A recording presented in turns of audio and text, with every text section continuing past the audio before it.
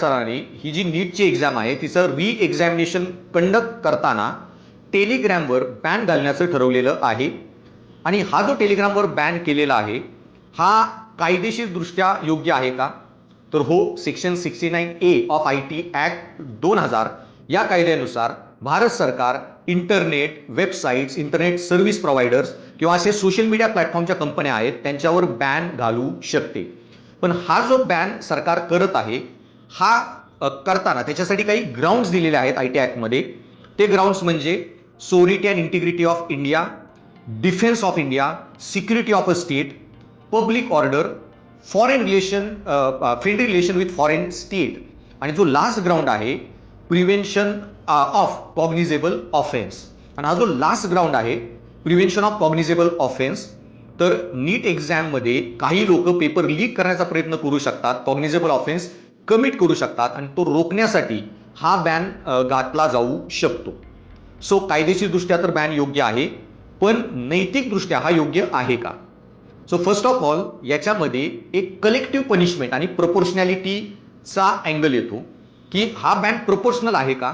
तुम्हाला जे सरकारला कुठलेही निर्णय घेताना तुमचा जो उद्देश असतो त्याच्या प्रपोर्शनमध्ये तुम्ही ॲक्शन्स डिसिजन घेत आहात का? की पेपर लीक होऊ नये म्हणून पूर्ण इंडियाला हॉस्टेज पकडल्यासारखं टेलिग्राम बॅन करणं, पहिले तर हे योग्य आहे का? आणि it leads to collective punishment. बरेच लोक ज्यांना काही घेणं देणं नाहीये या एक्झामशी, ओके, त्यांच्यासाठी पण ही पनिशमेंट तुम्ही करत आहात. आणि राईट्सचा पण इश्यू होतो की बऱ्याच लोकांना या टेलिग्रामवर त्यांचे बिझनेस चालतात, ते आपले डेली व्यवहार तिथे करतात, आणि अशा लोकांसाठी पण टेलिग्राम बॅन करणे हा इम्पॅक्ट्स देअर राईट्स. आणि या सगळ्या मुद्द्यांमध्ये सर्वात महत्त्वाचा इश्यू म्हणजे प्रशासनाचं उत्तरदायित्व, अकाउंटेबिलिटी. तुम्ही टेलिग्राम बॅन का करत आहात? तर पेपर लीक झालेला हा स्प्रेड होऊ नये. अरे पण पेपर लीक होऊनच का देत आहात? पहिल्यांदा तुम्ही पेपरच लीक होऊन देऊ नका, आणि प्रशासनाने सुरुवातीलाच याच्यावरच ॲक्शन घेणं गरजेचं आहे. सो स्वतःची अकाउंटेबिलिटी बाजूला ठेवून पुढे टेलिग्राम बॅन करणे हे कुठल्याही दृष्टिकोनातून योग्य नाही. सरकारने आपली प्रोसेसेस इम्प्रूव्ह केल्या पाहिजेत, इफिशियंट केल्या पाहिजेत, आणि तुम्ही जे एक्झाम कंडक्ट करत आहात पेपर लीकच होऊन देऊ नका. Ensure that.